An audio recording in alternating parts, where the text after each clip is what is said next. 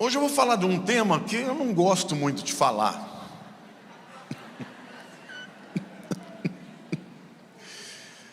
Vou falar para vocês uma coisa aqui. Todos os dias eu levanto e eu falo para Deus: será que é hoje? Porque o meu desejo maior na minha vida é o meu encontro com Jesus. E você já parou para imaginar que vai ser na tua geração de qualquer forma? Peraí, pastor, você está marcando data? Não, querido. Porque se não for pelo arrebatamento, vai ser pela morte. Então você vai encontrar com Jesus nessa vida. Amém ou não? Pode aplaudir mais forte.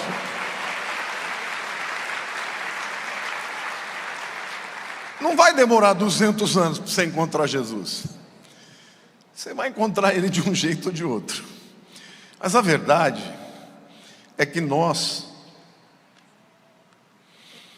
estamos vivendo um tempo em que os sinais todos estão se mostrando.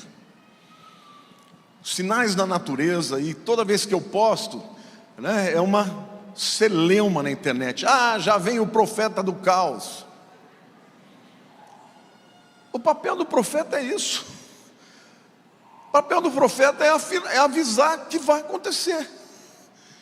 Agora, é óbvio que você pode encarar uma situação dessa com medo ou com muita esperança. Eu não tenho medo nenhum, porque eu sei o fim da história. O fim da história, Jesus é vencedor. E quem estiver do lado dele é mais que vencedor. Amém ou não? Mas está aí. Eu que estudo esse tema há 40 anos, eu estou vendo as profecias se cumprindo tudo de uma vez. Então, falar sobre o grande dia do arrebatamento é um tema que arde no meu coração. Mas esse é um tema que muitas pessoas não fazem ideia do que seja.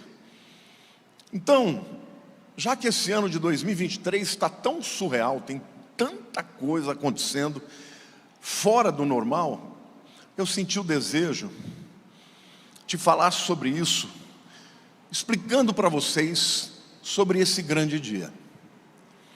E eu quero começar aqui falando para vocês que ninguém sabe o dia ou a hora. Outro dia aí um pregador aí, que outrora foi famoso, ele falou que eu marquei 3 datas da volta de Jesus. Falei, gente, minha vida inteira eu preguei contra quem marca data. Então me arrumem aí algum vídeo em que eu marquei alguma data. A verdade é que o inimigo sempre vai querer que você não creia nisso, que você não se prepare para isso. E a Bíblia é clara, Marcos 13:32, Jesus diz assim: mas a respeito daquele dia ou da hora, ninguém sabe, nem os anjos nos céus, nem o Filho, senão o Pai.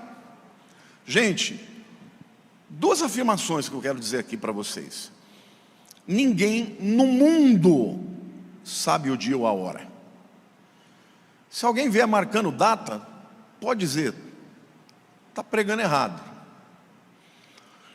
Por outro lado, esse dia já tem data, já tem hora, já tem minuto. Ele vai acontecer, quer você queira, quer você não queira. Por quê? Porque a Bíblia diz que vai acontecer. Tudo que Jesus disse que aconteceria, aconteceu. E Ele diz que Ele vai voltar. Amém ou não? Agora, tem gente que exagera, né? Não, nem Jesus sabe. Gente, nesse momento em que Ele falou isso, Ele estava na sua forma humana. E Ele tinha se esvaziado dos seus atributos. Ele não era onisciente, Ele não era onipotente e nem era onipresente. Como diz Filipenses 2, Ele se esvaziou. Mas no momento em que Ele ressuscitou com o corpo glorificado, Ele não só sabe o dia e a hora, como Ele que vai comandar. Eu vou mostrar para vocês aqui em 1 Tessalonicenses capítulo 4, versículos 16, que diz assim: porquanto o Senhor mesmo, diga o Senhor mesmo, está falando de Jesus aqui, dada a sua palavra de ordem, ouvida a voz do arcanjo e ressoada a trombeta de Deus, descerá dos céus, e os mortos em Cristo ressuscitarão primeiro. Ou seja, é Ele que vai dizer, é agora. E aí o arcanjo toca a trombeta, e aí todo mundo... Ele não só sabe, como o comando será dele. Glória a Deus. Para nós, pouco importa se vai ser na nossa geração ou se vai ser na próxima, ou se vai ser daqui 200 anos. Porque o nosso encontro com Jesus, digo o meu encontro com Jesus, será na minha geração, ou pelo arrebatamento, ou pela morte. Glória a Deus. Você pode aplaudir o Senhor?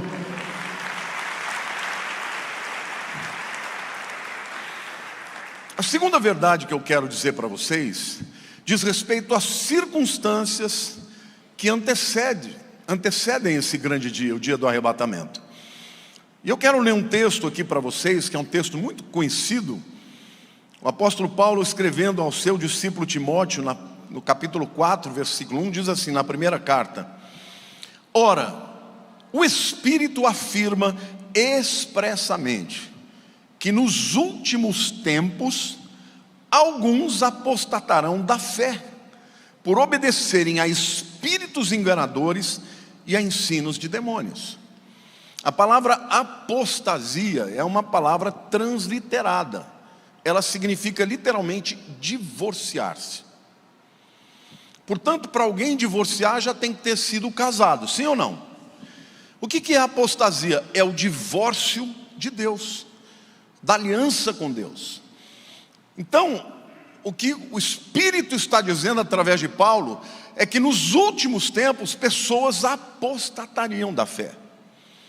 Por quê? Porque elas dariam ouvidos a espíritos enganadores e a ensinos de demônios.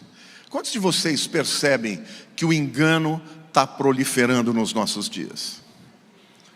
Hoje a Bíblia tem sido questionada o tempo inteiro. A Bíblia é a palavra de Deus. Do mesmo jeito que Satanás no Éden questionou a palavra de Deus, hoje mais do que nunca ele está questionando. Então tem todo tipo de gente, inclusive pastores. Não, a Bíblia tem que ser reinterpretada. Agora, eu vi outro dia alguém dizendo que não, quem tinha que escrever a Bíblia é o ChatGPT. ChatGPT é uma inteligência artificial. Meu Deus do céu, até onde vai isso? E tem gente que acredita. Tem gente dizendo, não, a Bíblia ela tem que ser reescrita porque ela tem que se adequar aos padrões do mundo de hoje. Desde quando Deus vai se adequar aos padrões de alguém? Somos nós que temos que nos adequar à sua verdade, e não o contrário. Então esse é o tempo de apostasia dentro da igreja, irmãos. O espírito de engano é o que alimenta a apostasia, é o que sopra no ouvido da pessoa. Não é bem assim não. Deus falou isso, olha, mas não faz sentido. Até que o homem rompe com Deus. E esse processo é igual num casamento. Um casamento ele não termina de uma vez. Ele vai se desgastando até que chega um momento que um não tem mais nada a ver com o outro, eles só mudam de casa. Apostasia sim. Tem muitas pessoas que estão rompendo com Deus, mas a Bíblia diz o seguinte, gente: o apóstata não tem perdão. Uma coisa é o camarada ir para o mundo, se atolar no pecado, para isso tem perdão. Mas se ele rejeitar a fé em Cristo, leia Hebreus 6, você vai ver que não tem volta. Porque a Bíblia diz, é impossível renová-los para o arrependimento. O apóstata, ele é duro de coração, ele não vai voltar nunca mais. Nem porque o texto ainda diz, porque para isso teria que Cristo ser crucificado de novo. Então esse é o tempo que nós estamos vivendo. E não se espante, porque Jesus disse que isso seria assim. Paulo disse que seria assim. Hoje eu estava ouvindo a mensagem do pastor Daniel de manhã. Eu não falei nada com Daniel. Eu falei: Lília, o Espírito está querendo falar. Falando da mesma coisa. E ainda, este tempo que envolve o período do arrebatamento, a Bíblia diz que são tempos difíceis. Eu vou ler um texto de Timóteo, porque esse é um texto que retrata o coração da maioria dos seres humanos dessa época. 2 Timóteo 3, de 1 a 4. Sabe, porém, isso, nos últimos dias, diga últimos dias, sobrevirão tempos difíceis, pois os homens serão egoístas, sim ou não? Avarentos, sim ou não? Jactanciosos. Sabe o que é jactancioso? Gente que se acha, que fala: olha como eu sou bom, olha, aprende comigo, pega aí o sinal, pega aí, como é que chama? A chave, pega aí o sei lá o quê. Ensinando a pessoa a ficar arrogante, quando o próprio Filho de Deus, que tinha todo o direito de botar todo mundo aos pés dele, se humilhou. E é uma pena que está cheio de gente dentro da igreja que está trocando o evangelho por isso. Então é o tempo que nós estamos vivendo. Jactanciosos, arrogantes, blasfemadores, desobedientes aos pais, sim ou não? Ingratos, irreverentes, desafeiçoados, implacáveis, caluniadores, sem domínio de si, cruéis, inimigos do bem, traidores, atrevidos, infatuados, mais amigos dos prazeres do que amigos de Deus. Vocês acham que isso retrata essa sociedade ou não? Aqui a Bíblia está dizendo que são os últimos dias. Então o tempo que nós estamos vivendo envolve apostasia, rebelião, todas essas características de pessoas que estão caminhando para longe de Deus. Mas eu quero dizer que esse dia será maravilhoso. Diga: esse dia será maravilhoso. Porque é um dia em que haverá a redenção dos nossos corpos.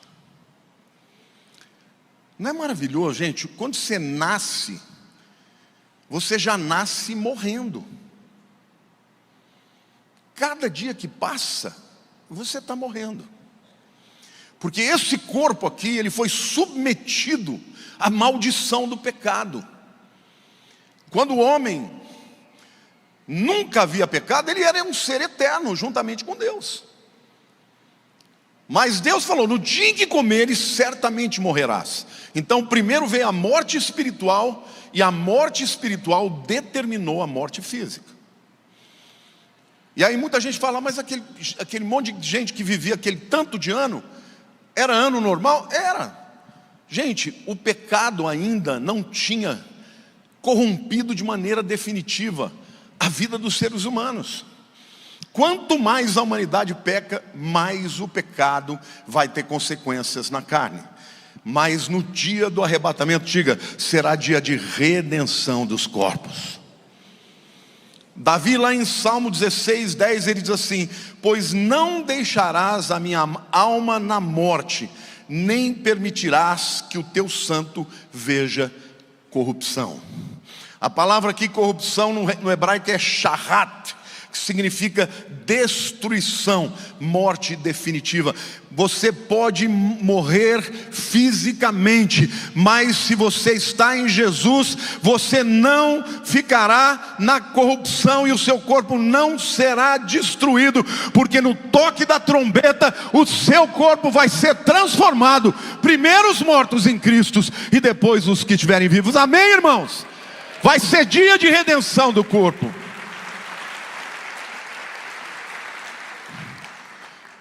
E o texto também de Tessalonicenses, capítulo 4, 16, que é o texto clássico, fala isso. Porquanto o Senhor mesmo, dada a sua palavra de ordem, ouvida a voz do arcanjo e ressoada a trombeta de Deus, descerá dos céus, e os mortos em Cristo, diga os mortos em Cristo, ressuscitarão primeiro. Se tem alguém que já foi na tua frente, mas que crê em Jesus, ele vai chegar um pouquinho na sua frente, um cabelésimo, mas a redenção também será dos corpos dos vivos. Versículo 17 de 1 Tessalonicenses 4 diz assim: depois, diga depois, nós os vivos, os que ficarmos, seremos arrebatados juntamente com eles, com os mortos, entre as nuvens, para o encontro do Senhor nos ares, e assim estaremos para sempre com o Senhor. Amém ou não? A morte não vencerá, porque ela foi tragada por Jesus. Amém? Por isso que Paulo dizia: ó morte, onde está a morte, a tua vitória? Jesus venceu a morte, e nós vamos vencer, porque estamos nele. Amém ou não? 1 Coríntios 15, 42 a 44 diz: pois assim também a ressurreição dos mortos. Semeia-se o corpo na corrupção, ou seja, corpo que se corrói, que se corrompe, que entra em decaimento, entra em putrefação. Semeia-se o corpo na corrupção, ressuscita na incorrupção. Semeia-se em desonra, corpos pecadores, ressuscita em glória, corpos glorificados. Semeia-se em fraqueza, ressuscita em poder. Semeia-se no corpo natural, ressuscita corpo espiritual. Amém? Um dia a morte será tragada pela vitória para todos aqueles que estão em Cristo Jesus. Amém, irmãos? Então dá um grito de júbilo aí. Ela não vai nos vencer.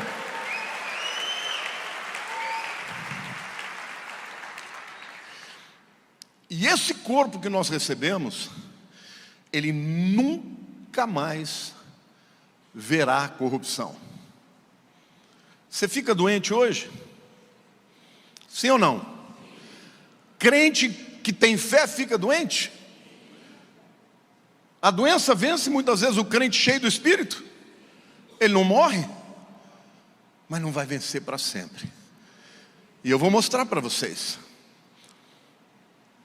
Diferentemente de Jesus, cujo corpo não tinha pecado, e quando ele morreu, nenhuma bactéria, ou não sei como é que chama, essas microbactérias, né, sarcófagos que comem o corpo, pôde tocar numa célula de Jesus. Por quê? Porque não tinha pecado nele. Então ele morreu, desceu ao inferno, mas saiu limpinho, com o corpo glorificado quando ele ressuscitou. A partir daquele momento ele atravessou a parede, entrou, os discípulos estavam presos, escondidos no cenáculo, ele apareceu no meio deles. Num determinado momento ele desapareceu, foi aparecer na Galileia. Esse é o corpo que Jesus teve, e é o nosso futuro corpo. Quando a gente receber esse novo corpo, irmãos, no dia da ressurreição ou do arrebatamento, serão corpos incorruptíveis. Nossos corpos atuais envelhecem. Eu me lembro, tem momentos na vida da gente que a gente lembra, né? Não sabe nem porquê. Eu me lembro que um dia eu estava sentado na cozinha da minha mãe, da casa da minha mãe. Ela fez um cafezinho e a gente sentou, ficou batendo papo. Eu fui ler um texto da Bíblia, ela pegou os óculos para ler o texto. Eu falei: mãe, a senhora não consegue ler isso aqui? Ela falou: não. Eu falei: como não? Eu leio de qualquer jeito.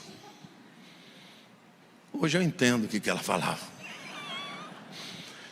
Cada ano que passa é um óculos mais potente, porque a visão vai ficando mais fraca.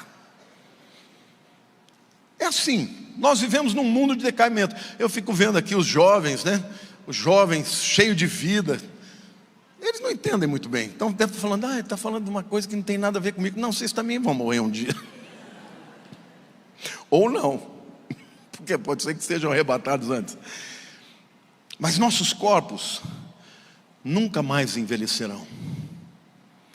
Por quê? Porque esse novo corpo ele foi desenhado para a eternidade. Não sofrerá acidentes, não sofrerá danos, não sofrerá enfermidades e nem morte.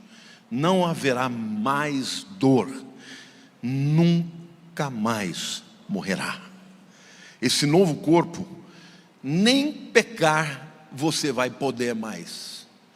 Você não será tentado pelo pecado, porque o seu corpo será imune. Cutuca o teu irmão do teu lado e falou: oh, glória a Deus. Olha o que diz Romanos 6, 8 e 9. Ora, se já morremos com Cristo, cremos que também com Ele viveremos, sabedores de que, havendo Cristo ressuscitado dentre os mortos, já não morre mais. A morte não tem domínio sobre ele. Jesus morreu e nós morremos pela fé com ele. Quando ele ressuscitou, ele se tornou a primícia de todos os que vão ressuscitar um dia. E a morte que não tem domínio sobre ele, não terá domínio sobre você e sobre mim. Amém? Não é maravilhoso, queridos? Aplauda o Senhor, glorifique a Deus. É maravilhoso. Queridos, o nosso corpo será exatamente como o corpo de Jesus. Espera lá, pastor, você está exagerando. Não. Olha o que diz Filipenses 3, 20 a 21. Pois a nossa pátria está nos céus, de onde também aguardamos o Salvador, o Senhor Jesus Cristo. Quem aguarda o Salvador Jesus Cristo? Então você é dessa pátria. Porque o dia que você fala de Jesus, o Senhor é o Salvador da minha vida, você recebe uma cidadania e um passaporte. O passaporte do céu. Nós somos cidadãos da terra, habitantes da terra, mas cidadãos dos céus. Amém? A nossa pátria está lá nos céus. E o texto diz: de onde também aguardamos o Salvador, o Senhor Jesus Cristo. Agora vem: o qual transformará o nosso corpo de humilhação. Gente, você vai ficando velho, você se humilha. Eu tenho uma inveja de jovem que senta assim, sabe assim? Quando sento assim, fico batendo papo, aí levanta, dá um pulo. Cara, se eu sentar assim, eu vou precisar de dois para me puxar. Um não aguenta, sozinho nem pensar. É humilhante. Mas o Senhor Jesus Cristo, o qual transformará o nosso corpo de humilhação para ser igual ao corpo da sua glória. Diga assim: eu vou ser transformado, e o meu corpo será igual ao corpo da glória de Cristo. Aleluia! Glória a Deus! O qual transformará o nosso corpo de humilhação para ser igual, não é parecido, ao corpo da sua glória. E aí ele diz: segundo a eficácia do poder que ele tem, de até subornar a si todas as coisas. Isso é um jeito de bonito de dizer assim: o poder que ele tem para fazer isso é o poder para qualquer coisa. E ele suborna não. Qual que é o verbo que eu usei? Subordina.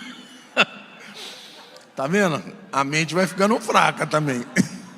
Subordina todas as coisas à sua vontade. Por que ele vai fazer? Porque ele quer. Diga assim: ele vai fazer porque ele prometeu, porque ele pode e porque ele quer. Se você não quiser, tudo bem, segue a tua vida descrendo: eu creio. Diga assim: eu creio e eu quero. É promessa dele. Gente, esse corpo que nós temos, que é perecível, que nos humilha, a gente perde pessoas adoráveis. Estou vendo o Wilson, meu querido irmão, uma das pessoas mais unanimidade nessa vida era Núbia. Mas ela já está lá na presença do Salvador. E sabe de uma coisa? No dia do toque da trombeta, Wilson, ela vai chegar um pouquinho antes de você, mas você vai encontrar com ela. Pode ter certeza disso, porque ela cria. Não é maravilhosa essa esperança? Quantos aqui têm essa esperança? Ele prometeu, e se ele prometeu, vai acontecer. Não é pela minha força, não é pela minha competência, é pela fidelidade dele. porque o que prometeu é poderoso para cumprir, amém? Então Jesus vai transformar o nosso corpo de humilhação para ser igual aos corpos da sua glória, segundo o poder que Ele tem para fazer todas as coisas ficarem subordinadas debaixo dos seus pés. E agora o quarto ponto aqui é o mais importante, na minha opinião, de todos os outros. Como é que você se prepara para esse grande dia? O apóstolo João, no texto de 1 João, capítulo 3, versos 2 a 6, ele nos fala a respeito disso. Porque tem muita gente aí que não entende e não lê a Bíblia, acha que pregar sobre a volta de Jesus, falar sobre os sinais de Jesus é querer apavorar o povo. Não, eu quero alertar o povo, eu sou profeta de Deus. Então quem quiser ouvir, ouve, quem não quiser não ouve, mas jamais serão escusados os que não crerem, porque Deus está abrindo as portas para que eu fale, e eu vou falar, porque se eu não falar Ele vai me cobrar. Agora, qual é o objetivo de você falar? É para preparar você para esse dia. E o texto diz: amados, agora somos filhos de Deus, e ainda não se manifestou o que haveremos de ser. Ele está dizendo: olha, nós ainda não somos o que nós vamos ser um dia. Sabemos que quando Ele se manifestar, está falando da vinda de Jesus aqui, seremos semelhantes a Ele, porque haveremos de vê-lo como Ele é. É esse dia do toque da trombeta, você vai chegar lá, vai olhar o corpo dele, vai... Estou jovem de novo.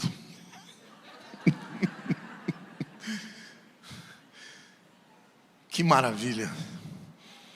Aí ele diz: e a si mesmo se purifica todo aquele que nele tem esperança, assim como ele é puro. Todo aquele que pratica o pecado também transgride a lei, porque o pecado é transgressão da lei. Sabeis também que Ele se manifestou para tirar os pecados, e nele não existe pecado. Todo aquele que permanece nele não vive pecando, e todo aquele que vive pecando não o viu, nem o conheceu. Esse texto aqui é um texto maravilhoso, mas é um texto que nos mostra que a esperança da volta de Cristo provoca em nós uma busca pela purificação, pela santificação. Então, em primeiro lugar, como é que eu espero pela vinda de Jesus? Com fé na nossa transformação. Diga assim: eu espero pela volta de Jesus, crendo que eu vou ser transformado.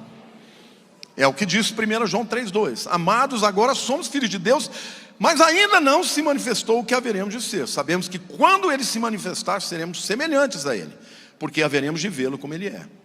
Então, algumas áreas da minha vida, da sua vida, que a gente não venceu ainda, nós vamos lutar para vencer, sim ou não? Completamente, a vitória só virá no dia em que Ele se manifestar. Mas presta atenção, o fato de que nós ainda somos pecadores, e que nem sempre vamos vencer o pecado, não é uma licença para você chutar o pau da barraca e falar: vou pecar até, porque eu sou pecador. Não é isso. Ao contrário, vejam o que a Bíblia diz,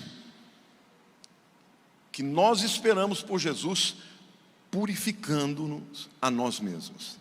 O texto diz: aqueles que têm esta esperança, purifica-se todo o que nele tem esta esperança. Versículo 3 de 1 João 3. A santificação, a justificação e o perdão dos pecados começa em Deus. Romanos 5,1 diz: justificados, pois, mediante a fé, temos paz com Deus. Efésios 2, 8 e 9. Pela graça sois salvos, mediante a fé, isso não vem de vós, é dom de Deus, não de obras, para que ninguém se glorie. Jesus, como o juiz, estabeleceu a sua justiça sobre nós, pecadores, no momento que nós cremos. Quantos aqui creem que Jesus é o seu Salvador? Então você foi justificado. Mas agora tem outro lado. É o lado da santificação. O Espírito Santo habita em nós, ele nos convence do pecado, e o crente vai lutar para si mesmo se purificar. O texto diz: a si mesmo se purifica. Bate no peito e diga assim: a mim mesmo eu me purifico. É Deus que está fazendo isso em você, ou é você que está fazendo? É você que está fazendo. O que significa isso? Como é que funciona isso? Como é esse processo de purificação? Primeiro, quando você peca, a primeira coisa que você tem que fazer perante Deus é se arrepender. E o arrependimento, gente, ele é fundamental para o perdão. A Bíblia diz que sem arrependimento não há remissão de pecados. E o arrependimento, você sabe quando você está arrependido? É quando você chega para Deus e fala: Deus, eu pequei, eu pisei na bola, eu sou 100% culpado. Se você chegar para Deus e falar: eu não mato, eu não roubo, eu não prejudico ninguém, eu mereço a salvação, não se arrependeu. Esse camarada não vai para o céu. Por quê? Só vai para o céu quem fala: eu preciso de um Salvador, eu sou um pecador e eu preciso de um Salvador. Quando você chega diante de Deus assim, arrependido, reconhecendo que é um pecador, o primeiro passo acontece, que é o arrependimento. Mas em seguida, gente, depois que você se arrepende, você confessa o pecado. E a Bíblia diz: se confessarmos os nossos pecados, Ele é fiel e justo para nos purificar os pecados, nos perdoar os pecados e nos purificar de toda a injustiça. Abre a boca e confessa, como o filho pródigo: Pai, pequei contra os céus e contra ti, já não sou digno de ser chamado teu filho. Sem justificativa. Pequei. Então confessa e por último abandona. Provérbios diz: o que encobre a transgressão nunca prosperará, mas o que confessa e deixa, misericórdia alcançará. Você quer ser tratado com misericórdia? Confessa e deixa. Então, a nossa comparação, o texto é muito lindo, porque ele diz assim: aquele que tem essa esperança purifica-se a si mesmo, como ele é puro. Qual é o meu padrão? O meu padrão não é me comparar com alguém pior que eu.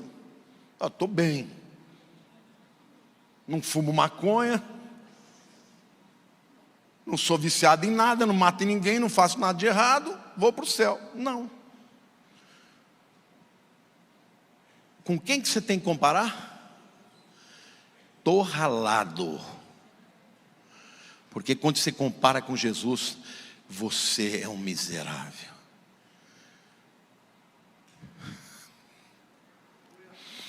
Mas quando a gente chega na presença dele, a Bíblia diz que ele tem olhos de fogo. Ele enxerga o que vai dentro das nossas almas. Mas ele vai olhar para você e vai dizer: filho, foste fiel no pouco, sobre o muito te colocarei. Entra no gozo do teu Senhor. É por causa dele, só por ele. Então eu falo para Deus todos os dias: Senhor, me ajuda a te agradar. Sabe qual é o meu maior medo, meus irmãos? Não é de ir para o inferno. Meu maior medo é chegar na presença de Deus, quando as minhas obras forem ser passadas pelo fogo, não sobrar nada. Então eu digo para o Senhor: deixa eu passar essa vergonha. Espírito Santo, fala comigo para que eu possa me endireitar. Queridos, a esperança da vinda de Jesus leva a cada um de nós ao arrependimento genuíno e à purificação. A si mesmo se purifica quem tem essa esperança, como Ele é puro. Então, Jesus é o nosso modelo. Não adianta comparar com outras pessoas, não adianta comparar com homens bons ou com homens ruins, porque o que Deus espera de nós é a perfeição. Pastor, mas eu nunca vou alcançar a perfeição. Mas Deus olha o teu coração. Sabe, você pode ter uma área na tua vida de fraqueza e ficar a vida inteira se justificando. Você pode dizer, eu vou vencer essa bagaça aqui, porque Jesus morreu por mim, e Ele venceu o pecado, e Ele me dá graça para vencer o pecado. Amém ou não? O autor de Hebreus diz que nós devemos nos aproximar do trono da graça para achar socorro em tempo oportuno. Não é só para pedir perdão, é para encontrar socorro e forças também para não pecar. Amém? E quanto mais eu penso na volta de Jesus, mais eu vou vencendo as áreas da minha vida que antes eu não vencia. Amém ou não? Glória a Deus. Então dá um grito de júbilo aí, diga glória a Deus.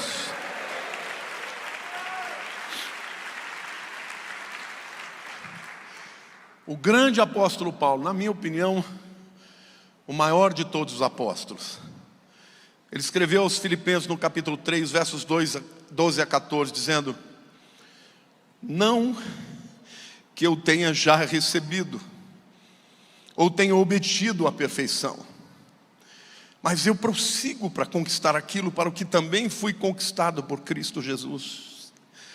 A tua vida custou a morte dele, custou as chibatadas, as cusparadas, custou a dor excruciante da cruz.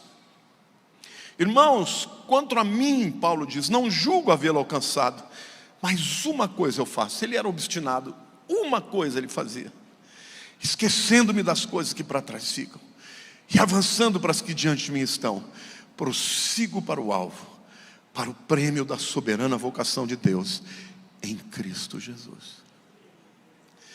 Quem tem essa esperança de encontrar com Jesus, se purifica, porque está olhando para lá. Eu tenho convicção que no dia do arrebatamento muita gente vai ficar como aquelas 5 virgens loucas que não se prepararam para a vinda do noivo. E eu falo para Deus: Senhor, eu falo tanto sobre esse tema, não deixa eu ficar. Fala comigo, Espírito Santo, se tiver alguma área na minha vida que o Senhor considera um impeditivo, me revela, para que eu possa me consertar. Queridos, eu não quero apavorar ninguém, eu quero falar sobre a verdade. Jesus Cristo voltará, e você vai encontrá-lo, seja no arrebatamento, seja na morte, nesta geração. Então se prepare para isso, se prepare para esse grande dia. E aí, ele também diz que o que se purifica escolhe a obediência ao invés do pecado. Versículo 4 de 1 João 3 diz: todo aquele que pratica o pecado, digo praticar, também transgride a lei, porque o pecado é a transgressão da lei. Cometer pecado é você pecar uma vez, praticar o pecado é viver em pecado. Então está transgredindo a lei de Deus. Prática contínua. Mas o texto diz que Jesus se manifestou para tirar os pecados. Ele já te perdoou, nele não há pecado, por isso ele tem autoridade contra o pecado. E Ele pode expiar os nossos pecados de todo aquele que crê. Mas o texto diz: todo aquele, diga todo aquele, que permanece nele, não vive pecando. Eu não vou julgar quem vai subir e quem não vai, mas de uma coisa eu sei: que quem é de Deus abomina o pecado, se entristece quando peca.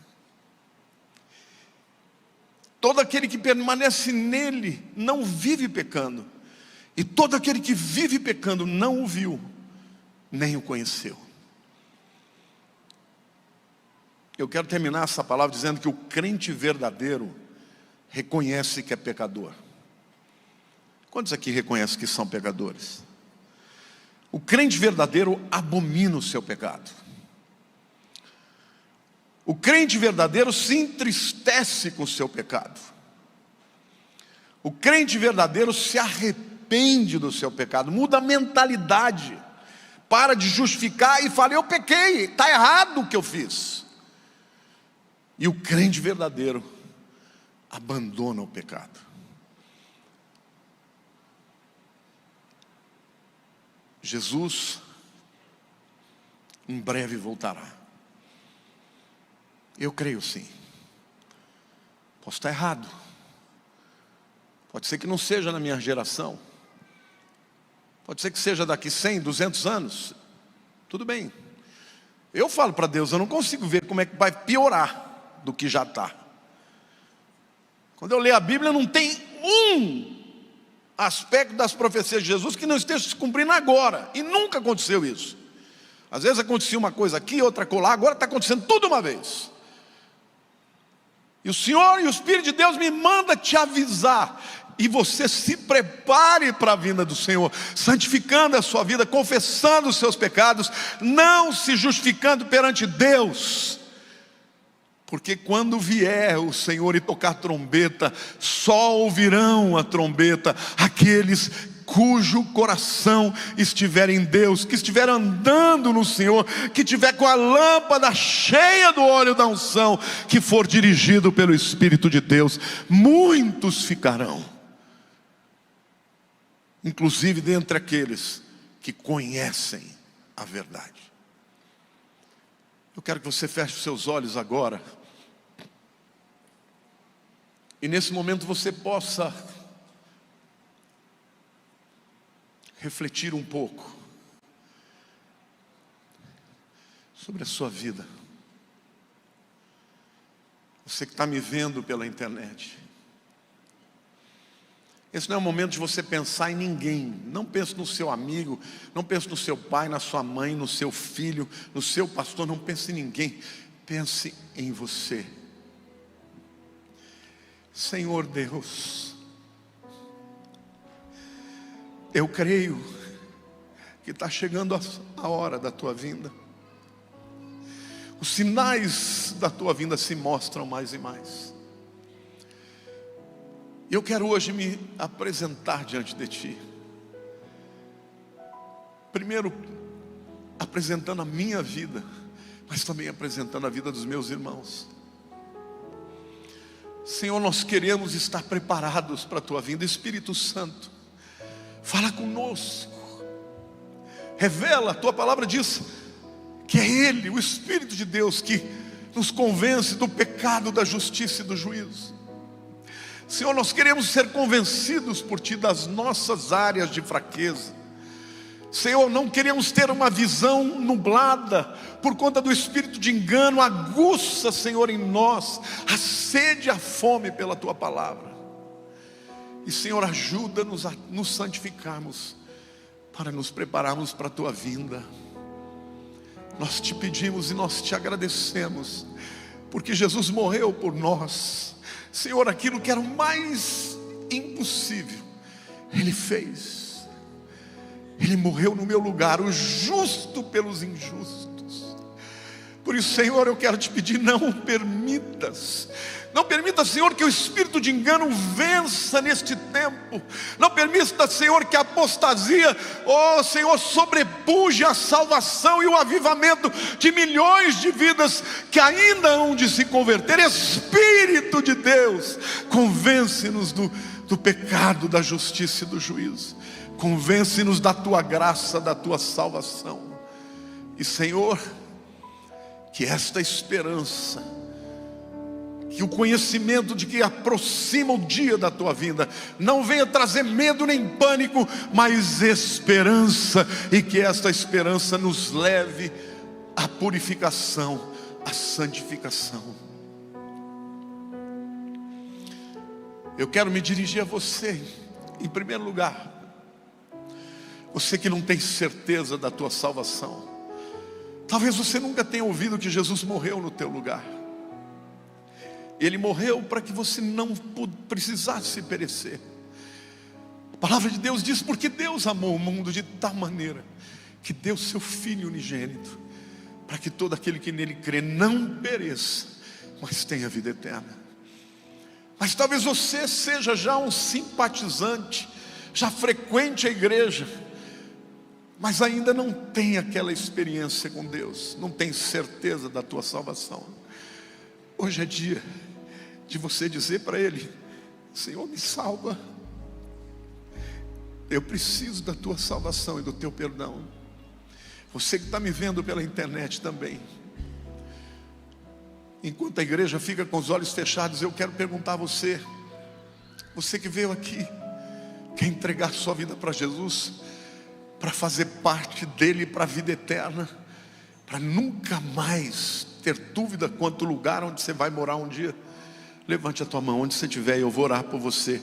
Graças a Deus, fica com a sua mão levantada. Há mais alguém que quer entregar a vida para Cristo hoje? Hoje é dia de salvação. Há mais alguém? Por favor, me avisem. Estou vendo lá atrás, estou vendo aqui também. Eu vou pedir para você que está entregando a sua vida, vem aqui à frente, eu vou orar com você. E hoje a Bíblia diz que o Senhor vai escrever o seu nome no livro da vida. Querido, se você está aqui hoje, nesta manhã, e não tem certeza da tua salvação, saia do teu lugar. Não deixe o inimigo te acorrentar e impedir que você tome essa decisão, porque hoje Deus vai começar algo novo na tua história. Fiquem aqui virados para mim, pode vir. Em nome de Jesus eu declaro libertos, que toda a cadeia das almas vão ser agora quebradas em nome de Jesus. Em nome de Jesus. Aleluia. Igreja, levanta a mão para o céu.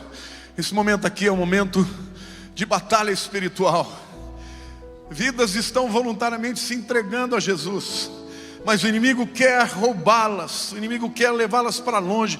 Então diga agora perante o Senhor e perante os anjos do Senhor, diga: Senhor meu Deus, eu reconheço que sou pecador,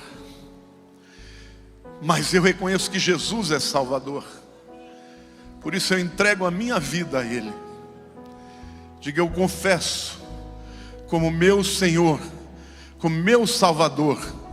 Perdoa os meus pecados, escreve o meu nome no livro da vida. Diga: a partir de hoje, Senhor, eu quero me preparar para o encontro contigo. Aleluia. A igreja aplauda ao Senhor.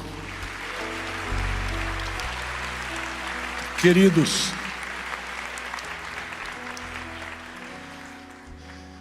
não é o nosso mérito que vai nos levar para o céu, é o de Jesus. Ele morreu por mim e por você, mas Ele deseja que você abra a tua vida para Ele e diga: Senhor, eis-me aqui, eu quero viver para Ti. Você está entregando a vida para Jesus? Não. Diga assim: Senhor, a minha alma é Tua, o meu futuro é Teu. Obrigado, porque um dia o meu corpo vai ser transformado. Esse corpo mortal e enfermo será um corpo igual ao de Jesus. Eu vou viver para esse dia. Diga: eu vou viver para esse dia, porque eu creio na sua promessa. Aleluia. Eu vou pedir que vocês acompanhem os diáconos, eles vão orar mais uma vez por vocês. Mas parabéns por essa decisão, marquem essa data. Essa data é uma data muito importante, vocês precisam se lembrar dela em nome de Jesus. Aplauda o Senhor, igreja.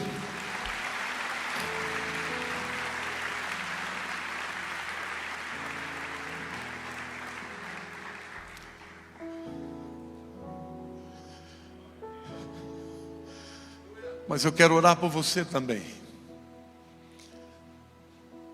Por você que está aqui hoje e talvez tenha que confessar um pecado que não consegue vencer.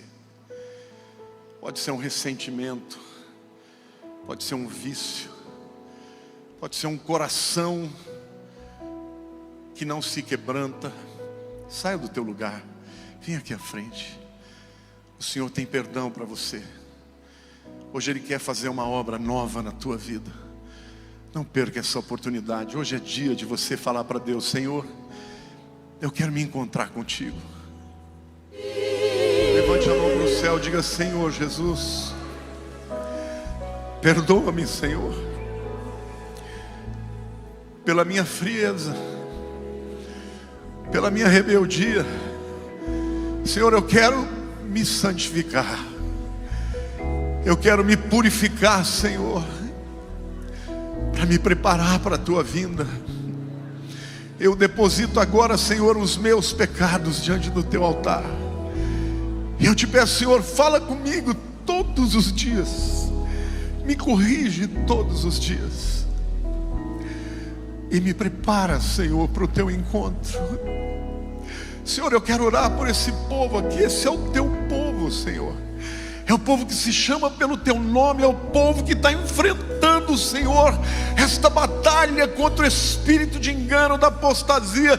Senhor, por isso, revela, descortina a tua verdade, Senhor, que não vá somente para a mente, que vai para o espírito, Senhor, que vá para o espírito, para que nós estejamos preparados para enfrentar este tempo de guerra contra o maligno, nos preparando para a tua vinda.